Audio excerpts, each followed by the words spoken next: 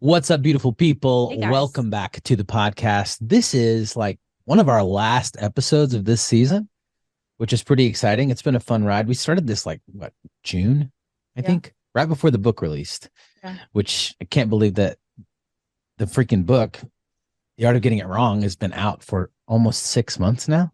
Yeah. That is wild. If you haven't picked it up, y'all should do that because A good book. I might be biased, but I think it's pretty good. Um, we've had some really cool guests on, but it's been a fun kind of mix and match of some of our friends, old and new, meeting new people, getting to interview people. But we have some friends coming on the podcast today. Been a decade now that we've been able to. We were talking about this on the way here today. I'm like, it's really been 10 years.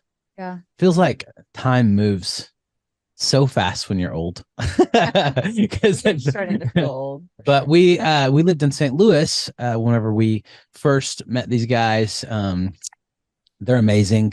Matt is arguably one of the greatest baseball players of all time. I think I can confidently say that. He would never say that, but I can say that. And his wife Leslie, they are like a power couple in every possible way. Yeah. Some of the most down to earth, amazing, humble, kind, generous people out there. And we are really, really excited to get to welcome them to the podcast today. Matthew and Leslie Holliday, amazing, amazing people. Welcome, guys. So glad you're here. You can keep talking about us if you want. That feels good. Like compliment The cup is most being beautiful people. They're Yes, just thank you. absolutely Stop it. 5 the minutes. whole I'll give you family. 5 minutes. Stop that. Oh, we're glad it. to be here. This is exciting. Yeah. Yeah. It's hard to believe. Like, I'm trying to think back. Like, I think it was 2012 that we Yeah. met you guys. We had dinner at your house. Right? Yeah. Yeah. Yeah. It was like y'all had won the 2011 World Series with the Cardinals. I grew up a baseball guy and then somewhere along the way became a musician and stopped caring about sports altogether. And then like moving to St. Louis, it was funny because like you can't not be a Cardinals fan. Like Yeah. it doesn't matter, what you do, who you are, what your religion is, what your race is, how much money you make, where you live, where you went to high school, because that's the big thing in St. Louis. Like you're a Cardinals fan, Right. and everybody wears red on game day. Like so, it was a fun Very deal. quickly did become Cardinals I fans. immediately- the whole family, the kids became obsessed. A Yeah, funny story about when we met you guys and y'all came over for dinner. Our daughters, they were in elementary school at the time. They said that they went to school the next day and they said, Matt Holliday came over to our house. And they said the whole class was like, no, he didn't. You're such a liar. Yeah. Like Goonies. Like, They still Yeah, talk about so that story. funny, man. We were actually, I think I texted you the picture, but it was like right after we brought Penelope and Lincoln home from China. This is 5 years ago. You were playing for the Yankees at the time, but you were in Dallas. So and that was one of the first like things that we did with Penny that made her really feel like super special. Like, this is my family. Oh my gosh. Like getting to go down on the field and take a picture with this mountain of a man who, she just thought was like the coolest thing ever. And Yeah. I think that was that moment that she was like, this is going to be okay, So It was a big moment for her, and she'll talk about it now because she came to us and she didn't even speak English, and she was so, anxious about this new life and bonding with her new family, and so that was a very special moment for her and for the Yeah. whole family, I think. Yeah. Yeah, she still talks about that. it's so awesome, like watching you guys as family and all that you guys have done for those kids, and just it's so cool. And obviously we don't, following on social media is not like actually being part of somebody's life, but like watching your kids get older and just seeing just kind of all the adventures that you guys do, and it's just really cool for Leslie and I to watch. Mhm. Even, like I said, even though it's on social media and it's You get the highlights. yeah, kind of weird like that, but it's really cool to see just what an amazing job y'all have, and opportunities that you've given these kids to have an amazing family and life is really cool. Man, it's been a huge blessing for us for sure, and I think we're really kind of the blessed ones, as the parents to get to be a part of that. So Yeah. It's fun. But I feel the same way about you guys, like getting to see, like you have your oldest who I was plotting to marry our oldest at one point in our, I was like, oh, we're going to, it's gonna be like betrothal from birth kind of thing, but didn't work out like that. That's okay. But, he's now playing. He just signed with the Orioles, right? How does that feel? Like, because we had ours move out. Reese moved out. She moved down to Florida. She's, running a very successful kind of social media management company and all kinds of fun stuff with that. And it's such a different thing having grown kids doing grown kids things. Like, Matt, is that like for you, man? Like your son's following your footsteps. Like what does that feel like for you guys? Like, is that just so exciting, scary, awesome? All of those things. Yeah, I think leading up to it, just like the anticipation of his senior year of what this was going to look like, and the options are like, look, he comes to Oklahoma State, and at the time I was coaching at Oklahoma State, plays for me and my brother who's the head coach, and sort of develops that way. If he's going to be sort of this early projections, like second round pick, maybe late first round pick, like there's some teams that like him at the end of the first round, and he spends the whole winter sort of training and getting stronger, and has this idea in his brain, like this goal of getting drafted in the high first round. He has Bobby Witt Jr. and some of these guys that he's looked up to, that he sort of sets his mind to this goal that this is what he wants. He does online school. He's ready to work every morning. We're going to the field. He's doing his weight training. He's doing his practice. He's hitting with me.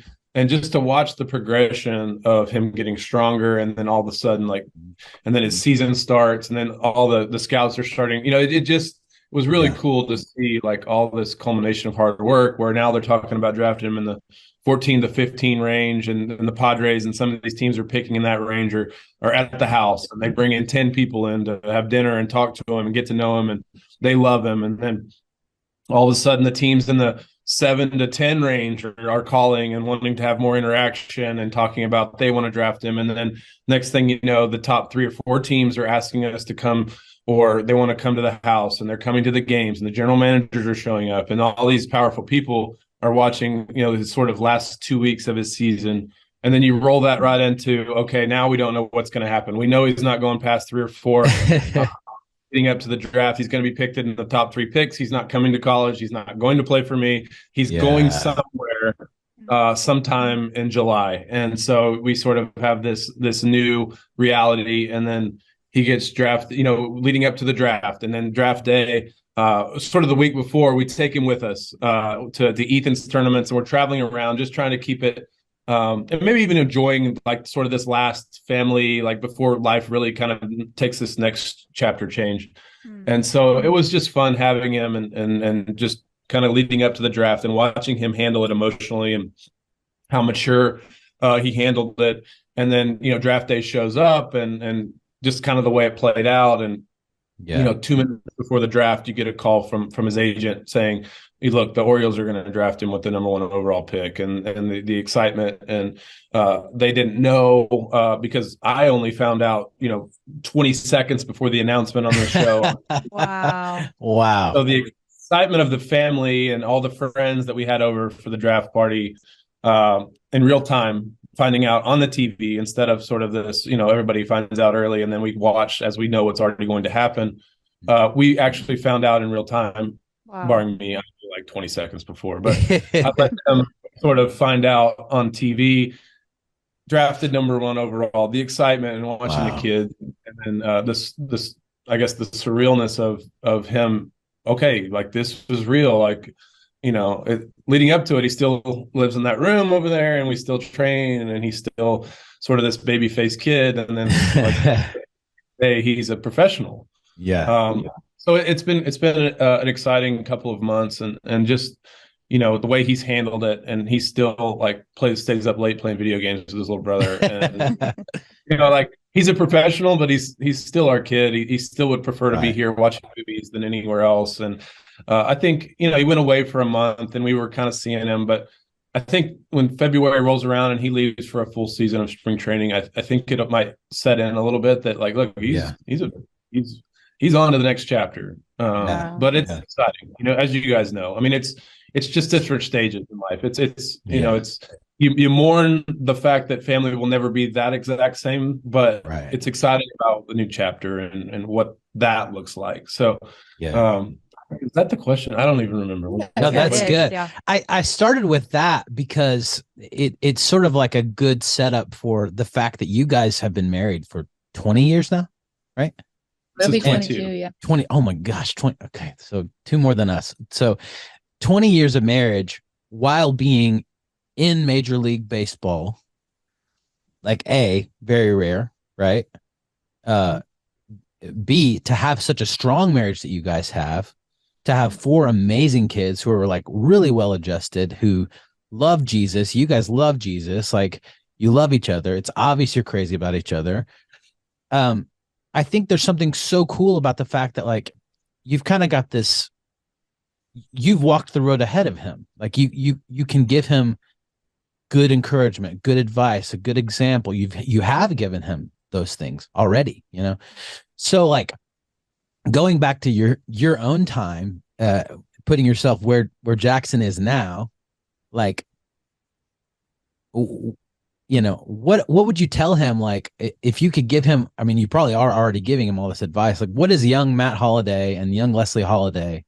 Like, what are those huge things that you feel like you've learned along the way that you want to make sure that you're passing on to him and to Ethan, if that's the path Ethan takes as well? And really just, I mean, because this can translate to a lot of different things. Obviously, traveling for baseball is a very different lifestyle, but what are those things that you've built your marriage on? What are those things that you've built your lives on that are just like non-negotiables that have really helped you to succeed that you would want to pass on to people, I would say, I mean, we would start with, look, like we've raised our kids. We've put family as priority.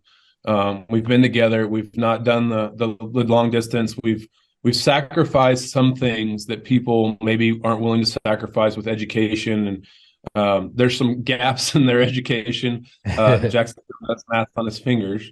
But our rock has always been, our rock has always been Jesus. Obviously, Jesus has got to be the center of our family, of our relationship, of Leslie and I's relationship. And out of that, we've hoped that the kids have seen the priority that we've set as a family and to be together, the priority that we've set to raise and build a family around Jesus and godly principles. And then we hope that more is caught, right, than taught, or we hope that we've somehow balanced the two. Mm-hmm. And we hope that he has seen qualities in her and I and how we've handled both success, failure, hardship, difficult times, that we've handled it in a way that he sees to where he can, because look, hard stuff's coming, hard baseball stuff's coming. Like, look, it's coming, and we hope that we've been a model and taught him enough that when it does go south, whether that's baseball or something happens, and we've had enough life that we hope that he has a great firm foundation, as God would say. He's built his foundation on a rock and not sand. When he's drafted, the minute he was drafted, look, that part is over, and it's cool that they gave you a big chunk of money, but that doesn't make you, like, the new career starts today, like literally, right? Like, the work starts today, and you're going to treat your teammates and your friends, and hopefully that's something that I've had a chance to model, and Leslie's in different ways, but he's seen my baseball career and how I treated my teammates, and hopefully how I treated the people and the organization.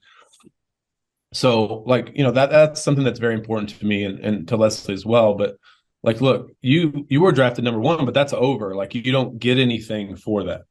Like, you're in the same pool as the kid from the Dominican Republic who got $1,000.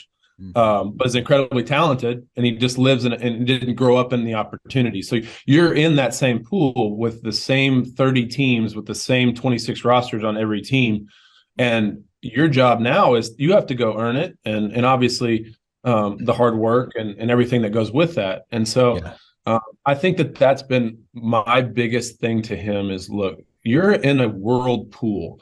You're not in a Stillwater pool. You're not in an American pool. You're in a world pool where all these kids want these same spots. So the sacrifice, the discipline, all those things matter. And then obviously we talked about, the firm foundation of keeping your why and your rock as Jesus will help you. This is how, you build out from there.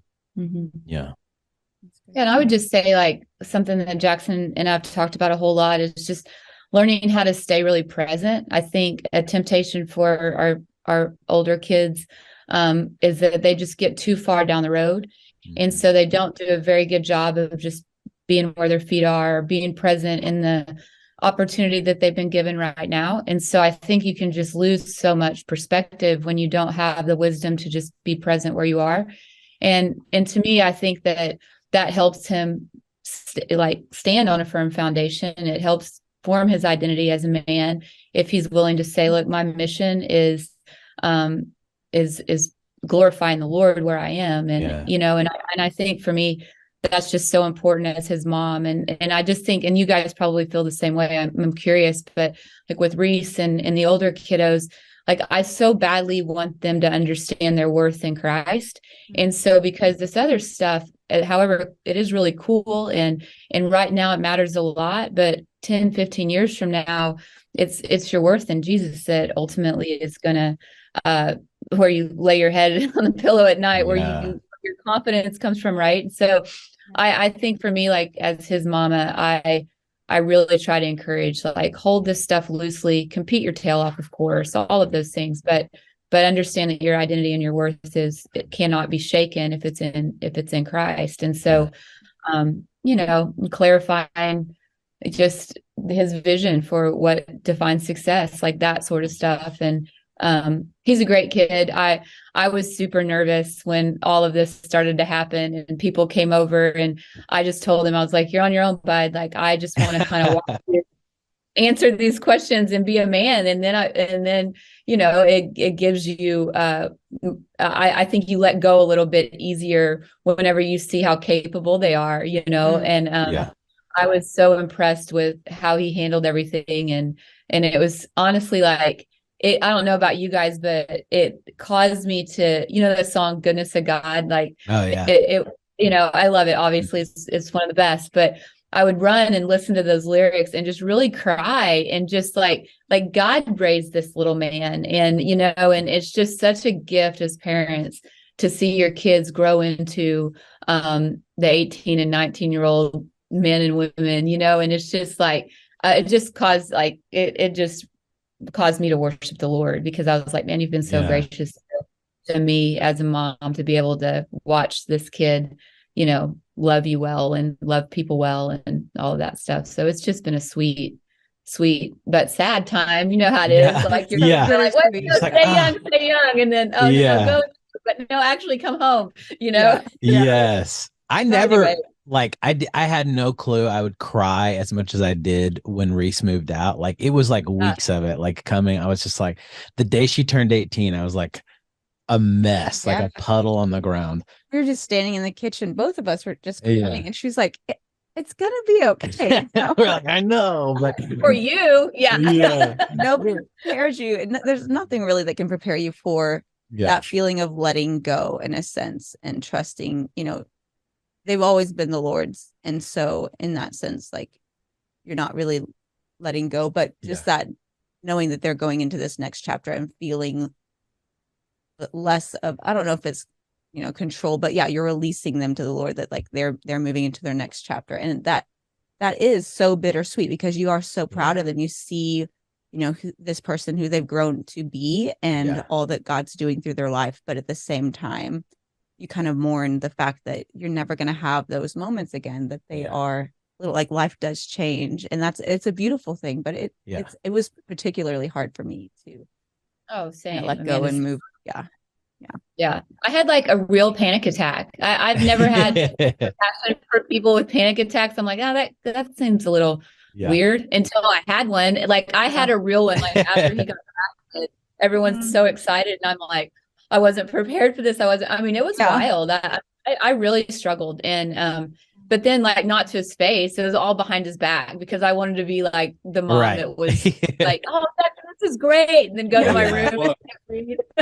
He could probably hear us now. Yeah. It's not behind his back. But I was like, wonderful news. And then going so good. It's so good. So, okay. Wild. You don't get to be a 7-time Hall of Famer and multiple World Series winner and all of that without making some sacrifices. And I think it's easy to like automatically go straight to you, Matt, and go like, you obviously made the sacrifices to do what you did to be able to get to where you were. But if we're honest, like Leslie probably made more sacrifices in a lot of ways. What was that like? And how did you guys continue to strengthen your marriage through that? I mean, it's 15 years of pro. Isn't that right? 15 years in the major leagues, and then we were together in the minor leagues. Yeah. So we were together in the minor leagues. So it was 5 years in the minor leagues. So 20 years roughly. How do you stay really close to one another in the middle of that, with the traveling, with the schedules, with all that? How do you avoid the bitterness that could potentially creep in? Because Leslie, I'm sure throughout some of that, you felt like maybe you needed to give up some dreams to make that happen. Like, what did that look like for you guys? And what do you say to like a young couple potentially who is just, has a lot of dreams on their heart, has a lot of vision and a lot of, drive and a lot of whatever, or just any married couple in general, because we all kind of have that to some extent, right? What did you guys do to keep that strong throughout that? I'd love to hear that from you, Leslie, just because, that's the, Yeah. You know what, Stephen, I had first of all, the first couple of years of our marriage were terrible. And so because of exactly these issues that you're talking about, like they were really hard. But I think the glue that kept us together, obviously our family set a very steady path for us. Like divorce was not really an option. Like no one in my family's ever been divorced, and Matt's family has a very high ethics as well. And so that wasn't really an option. So that was good. And so that's one thing that is unromantic as that sounds. Like I think young couples, when they go into marriage, like they really need to go in with a no trade clause. They really need to go in and say, no, I'm committed to this deal. Burn the ships, man. This is it. And so I think that was a non-negotiable going in. Like the vows were real, and like I'm going to trust that God is going to get us through this, right? So we had good mentors, and I read a lot of books, but I would say the first couple years were difficult for that, and I think it's unfair to be dishonest about that. Sure. So there was a lot of learning the best practice, right? Because my dad was I would say this too. Like, look, anytime like two selfish people like that have been living their lives solo come together, and all of a sudden, like, and young, we were young. Yeah, I mean, this sort of selfishness that's centered at all of our hearts, like to try to break through that to where it's like really start to like pay attention to what she needs and vice versa. Like, I think that's everybody's story. Like, I don't think you can ever go in as like two selfish people and then all of a sudden you're one, and all the sacrifice that it goes super smooth. So these people that like want to bail early, like, look, it's never going to be faithful endurance. You're just going to carry that into the next thing. Yeah. Like partnership of like, look, this might be ugly for a while until we find like sort of our rhythm of like, look, there has to be like, it's not just about me anymore. And then you bring kids into the fold, and it's like, oh, we're juggling all these different, like, okay, it's not just you. Like all of us, our spirits are so selfish. So I don't want to cut her off, but I think that's sort of the norm. I think, at least in our experience. Yeah, and people don't talk about it. People like, especially now with Instagram and all this stuff, like you see this beautiful picture of what this looks like. And I'm like, oh man, that's hard for these newly married people in sports or entertainment or whatever it may be. It's hard to see like all of the things that are very true, but that's not the full picture of how it goes. So I think that I've learned over the last couple of years to just be very honest and say, like, what we have now is 22 chapters into the story. And we've learned a lot over the last 22 years together. And, but early in it, it was like just kind of this grittiness of like learning, okay, how do you work? How do I work? How do we honor the Lord? Because that's kind of what we're building this thing on. Right. So how do we really do that? How can I tame my tongue? How can you not be right? Because I was super harsh back in the day, like super harsh back in the day. And so, but I would say the one thing though, Stephen, that I always had for Matt was a high level of respect. And so when we dated, his sport was very important to him. His dedication was very important to him. And I always really respected and admired that. I think that as we met when I was 18, 19 years old. And so I always thought, you know what, that's a quality in a man that I want to learn more about, because he was just so disciplined and I respected the heck out of him. And so even on hard days, there was always that in the back of my mind where I looked at him and thought, I'm so mad at you, but I really respect you, like not helping in this area because you're so locked in this area. Yeah. And then you just sort of start to learn, like, his intentions were not to hurt me. It's just, we're young and we're trying to figure this thing out. And I don't know. And we have, and like the longer his career went and the more developed I became in my spiritual life, I really started to learn that selfishness has a shadow side for sure, but there's also a lot of beauty in it. And the reason that he was able to accomplish the things that he was able to accomplish is because he set his mind to it, and it did require a lot of sacrifices. And then he learned it doesn't have to be my wife and family. But when you're young and you're figuring out your career, you think you have to go like so narrow focus that you leave out your wife and your family. But then he learned. I would say too, like, look, when you look back on it, like with 20 years, and it was a team effort. So like, she missed out, yes, because she had been a doctor, a lawyer, something incredible, and pursue, like, of course she could. She's brilliant. But the sacrifice, it was our thing. Like, once it became ours, like, this isn't my career, this is our career. The sacrifice on both sides, her traveling, she would bring the kid. Because look, as a guy that I'm a person that I need my people. And so I'm not a guy that can go 10 days, 3 weeks. Some of these guys, and I don't know that it's healthy. Right. And her sacrifice of bringing the kids on the road and traveling with 2, 3, 4 young kids on an airplane to try to get a connection to make it to LA or to make it to Austin or to make it, like, the sacrifice that it took for her to bring our family, even if it was just for a 3-day series, so to break up 2 weeks apart, that was something that we made a priority, and she sacrificed big time for that. And so that helped us never go where you have these long lulls of not seeing each other, not connecting, not communicating, not to where a month later you show up and there's this kind of awkwardness of not being around each other very much. And you know how it is. The phone is great, and even FaceTime is fine, but like, there's this, like, trying to find that rhythm again. And so that was always something that we made a super high priority. And any chance we get an opportunity to talk to young couples in baseball or maybe any sport, or, well, I guess, anytime where you're traveling a lot, entertainment, like, look, it's important to not go on these long stretches without seeing each other and spending good time together. And there's going to be sacrifice involved. And it doesn't look pretty to load up 3 kids under 10 and put them on an airplane and make a connection and stay in a hotel. And I leave at 2, and she's got to entertain them for the rest of the day and chase them around at the ball field. And, it's not always going to be easy. And I think that sometimes you want to give Jackson and you want to give young players, like, hey, these are the bumps that we saw and we want to help you, but you can't shortcut it. Like, look, there's going to be, like, you're going to have adversity. You're going to have hard times and sacrifice, but, I just think that those were the most important things, I think, for our 20 years in pro sports and where we're at now, how we sort of survived a lot of the things that other people don't survive. Yeah. And like she said, like, look, there's no out clause. Like, look, there's going to be hard days, but that's not on the table. Like, divorce is not on the table. And so when you take that out of the equation, you never go there.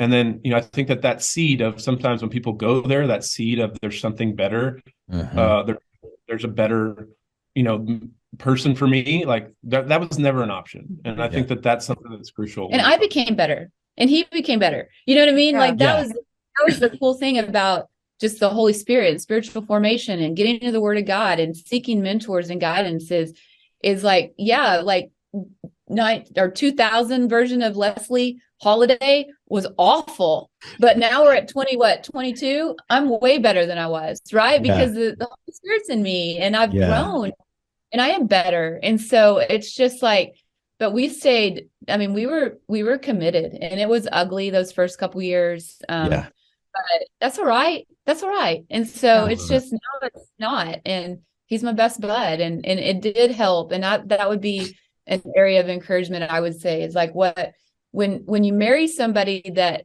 has ambition and has dreams and has things that they're capable of doing, it's wise of a husband to say, this isn't my career, this is our career.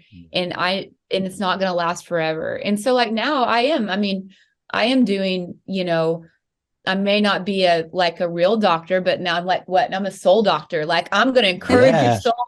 So I've been in school long enough to be a doctor. Yeah, I have been. Awesome. I love it. But it's like, I mean, you don't play forever. And so you can do these things after, after a career is over. And I have lots of friends in pro sports that, that do have careers, and that's wonderful too.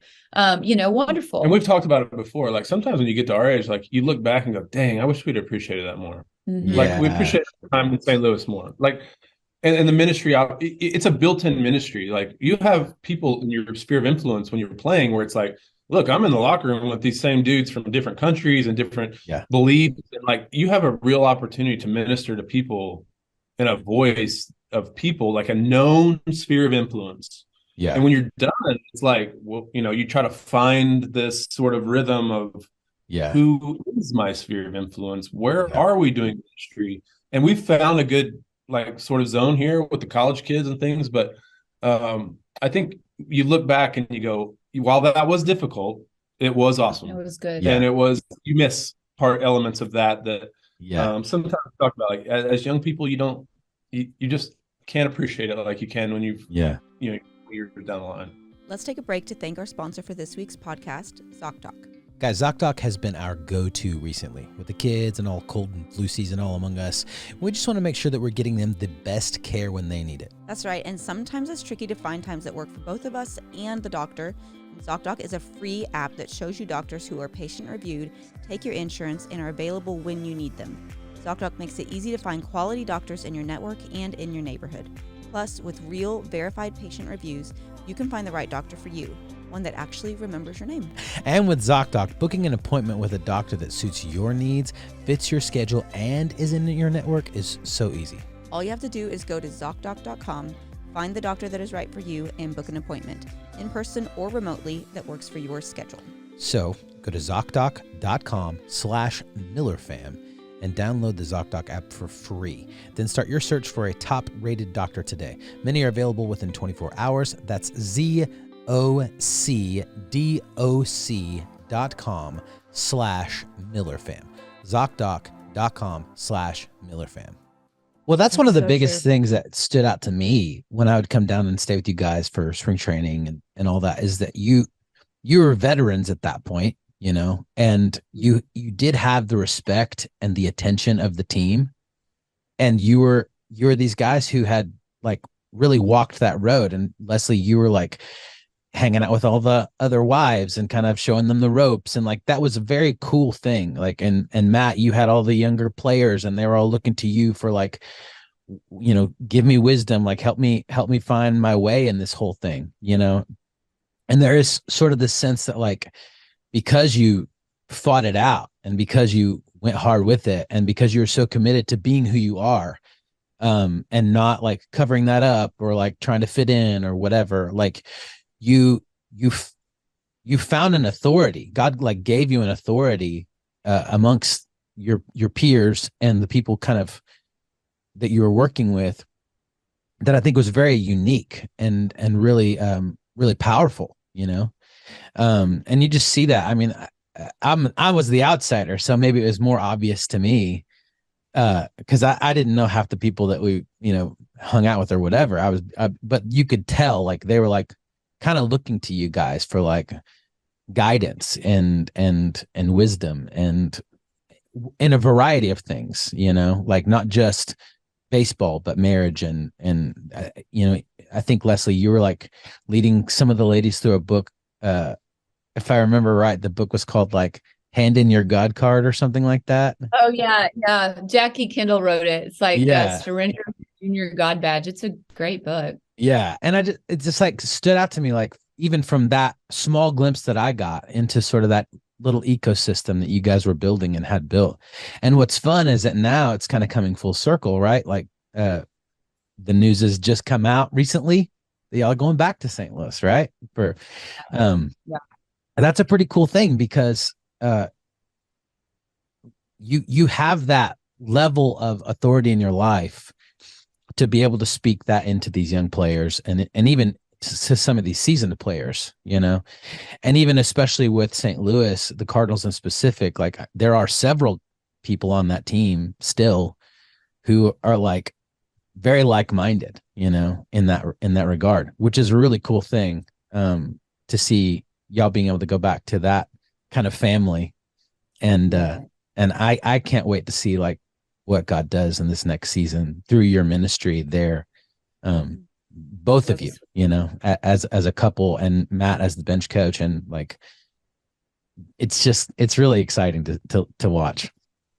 I'm excited. So, Yeah, I just think like, look, like, you know, relationally, like your sphere of influence, like it doesn't like it might get you in the door that I was a really good baseball player or Cardinal Hall of Famer or whatever, but it still comes down to Just like building yes, relationships. You know, Hall of Famer, you know, that's all. That's all. Well, I mean, I think people respect that. Like, so you really do respect that, but people don't allow you to speak into their souls until they know you care. Yeah. And so the relational part of is exciting to me. Like, look, showing guys that look, I don't have any ulterior motive. Like, I'm not job hopping. I'm not trying to get to the top. Like, look, I just want to help. I want to be part of something that's bigger than myself. I love the organization. I love Ollie. I love a lot of the players on the team I have close relationships with.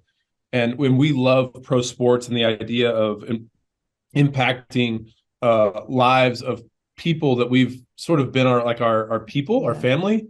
So to have the chance to kind of get back into that, you walk into the door saying, okay, I know that people look at me because I did have a successful career, but it's my job to go in and build relationships. And if I want to have an impact, both on the field and helping our team and have an impact on marriages and lives and their faith. And so it starts with like, okay, starting over and building relationships and having building this equity that people can actually know that you care. And so it helps you be a better coach. One, because they trust you that you're in it for the right reasons. And two, when they have real hard questions or things happen in their life, that you can be somebody that they can turn to and ask for advice and know that that you care and that you've been through some hard things as well. So that you get a chance to speak in. And I think that that's something Leslie and I both love about pro sports and just our baseball experience, is taking our experience that God has both in the valleys and in the mountaintops, and allowing us to sort of use that to me is the most gratifying and fulfilling part of our lives, is like when you get to take your experiences and offer even just being next to somebody or coming alongside them in hard things. And so that's something that excited me and Leslie both about jumping back into a world that we're very, very familiar with, that we love, that we're part of, that we still, you know, with our PAO involvement. There's just something about being in a room, even at PAO, with pro baseball players, young ones, in our own house with young aspiring baseball players who want to get married and have kids. And that's just sort of something we both have a passion about it. So I think it's something we're looking forward to coming up, and it's going to be an adjustment for our family just because we've been so used to the last 4 or 5 years of a kind of a more normal family dynamic. But we also are very familiar with 20 years of chaos, and so we're going to see how that goes. But I do think it's exciting when you talk about impacting sort of 21 to 29, 35.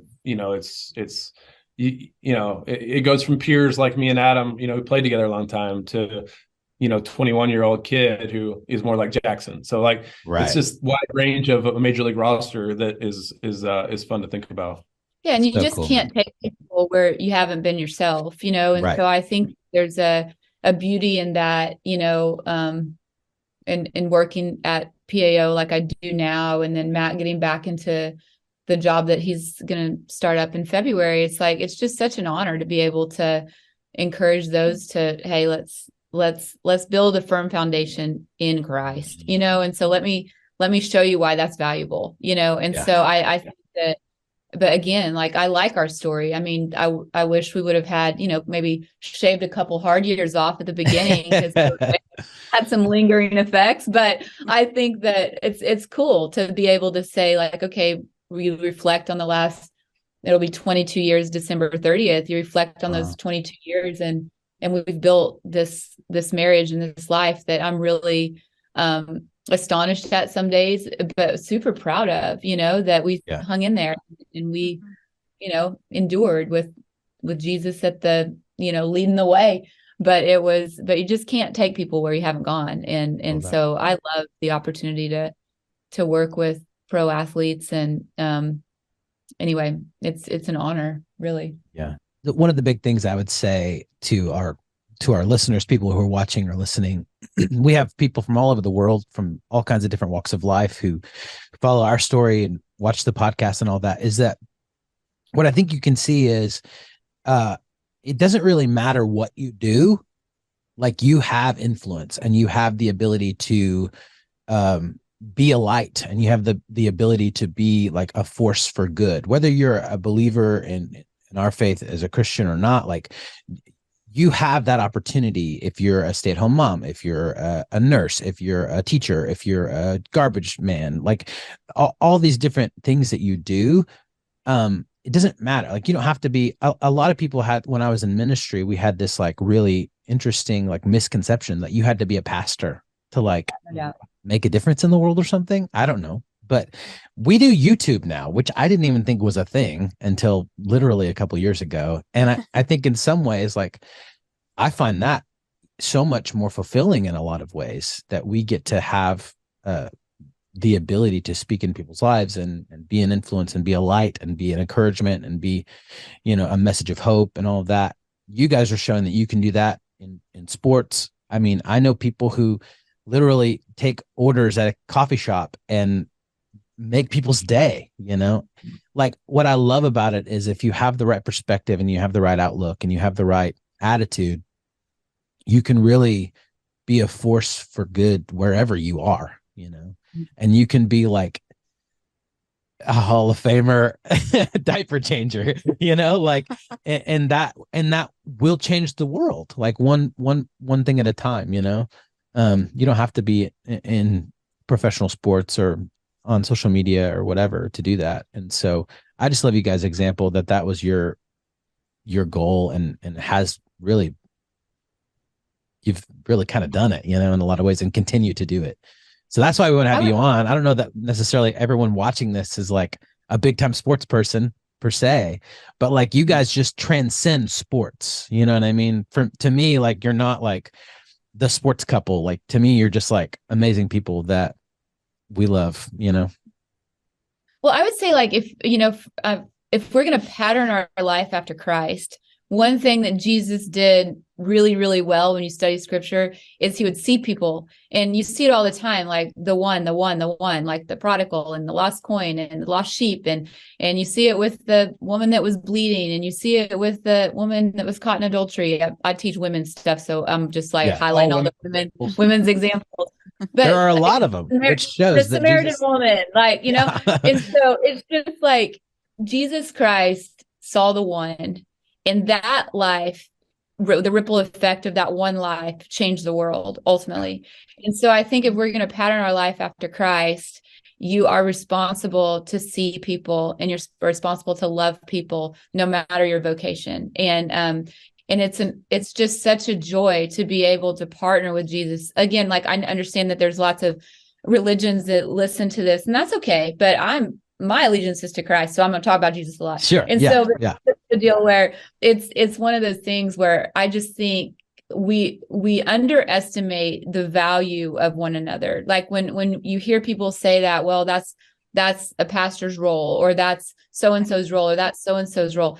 Don't you dare undervalue your life and the things that God's gifted you with, and the circumstances that he's placed you with, and the story that he's writing for you. And there's a responsibility that we have because of the cross of Christ, that we are to see the one. And in order to pattern our life after Christ, you better start seeing the one, right? And loving them well. And who knows what their story is going to be like, right? And so I just think what an honor it is to be able to take it seriously, that we're all image bearers created in the image of God, and be able to see people and restore their dignity and give them, like, catapult them into whatever lane, you know, that they're going to go in.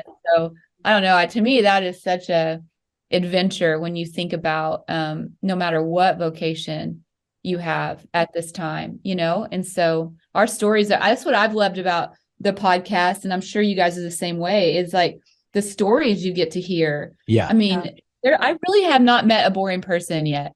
Like, I thought maybe going into a conversation, this is going to be a drag, but then at the end, you're just like, wow, everybody has this incredible story. Really, I mean, if you know this, you're doing this, and so it's cool. It's cool to see how God can use all of us.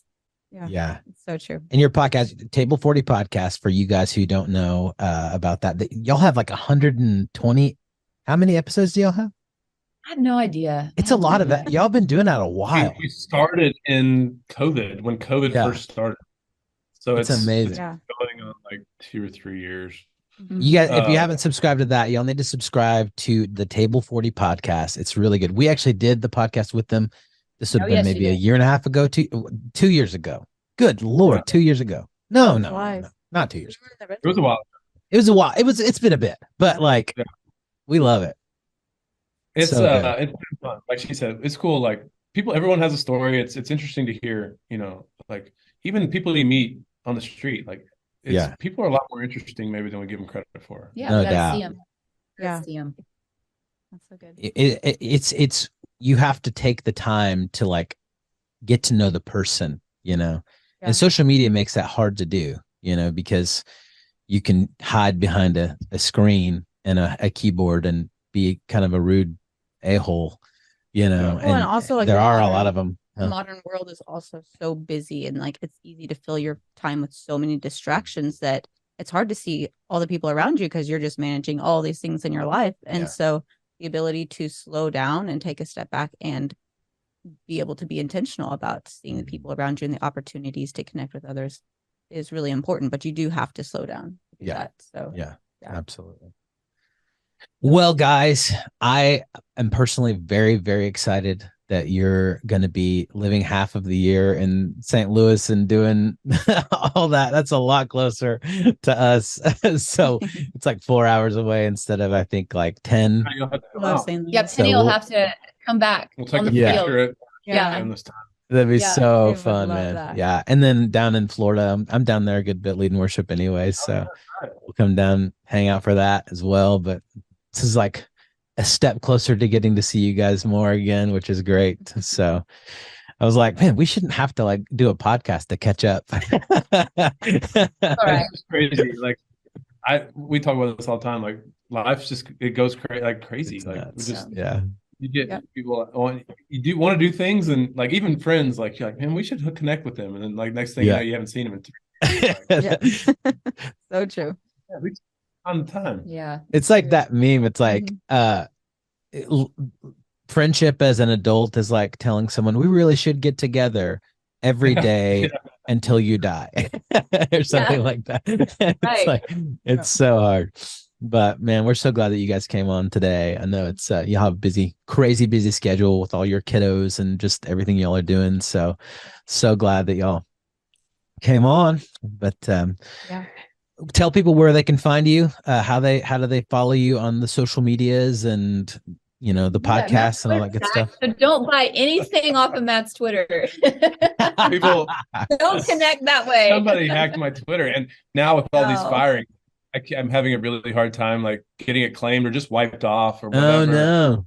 And like people text me like, hey, did your Twitter get hacked? I'm like, no, man, I'm selling PS5s out the back of my trunk. Like, you should, you need one? We've fallen on hard times. They don't know whether to take me serious or not. I like to leave them hanging for a while. I'm like, no, I'm just kidding. My Twitter got hacked. Now they're selling shoes on my Twitter, and they're like, oh my gosh, like, hey, did you just have a lot of shoes left over or what? And I'm like, yeah, do you need a pair? Like, I have size 12.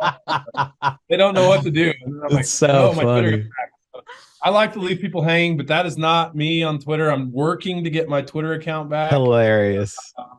And then we both have Instagram. But are you going to change your Instagram name? You're not going to be Matt Holliday OSU anymore, yeah? Yeah, I guess I probably should. I think I changed the profile. No, I didn't. I probably need to do that. I changed the profile. Well, go follow him. Yeah, every now and then I post something cool, but not. We're pretty lazy on social media. Yeah. Beautiful family, though. I love the family pictures you guys posted. I don't know when that, maybe a month ago or something like that. But I told the man, I was like, we need their photographer to like, we'll go down to Oklahoma and take some pictures. Come on down. Yeah, come out to the property. We've got some pretty picturesque places. Love it, man.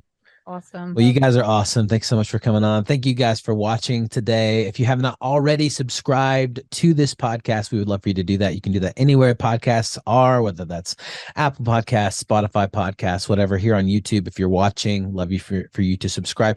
This is like one of our last episodes of the season, but there's a lot here and a lot to go. So we're so excited for that. And hopefully you enjoyed this. If you did, leave a little bit of a review. If you didn't enjoy it, don't leave a review like at all. Just ghost us and that'll be okay. And if you want to hear something from us, you can always slide into our DMs on Instagram at the Miller Fam. Nothing shady, hopefully, and just keep it PG because we have kids, and also we love Jesus. So anyway, we love you guys. We can't wait to see you next time. Bye. Bye.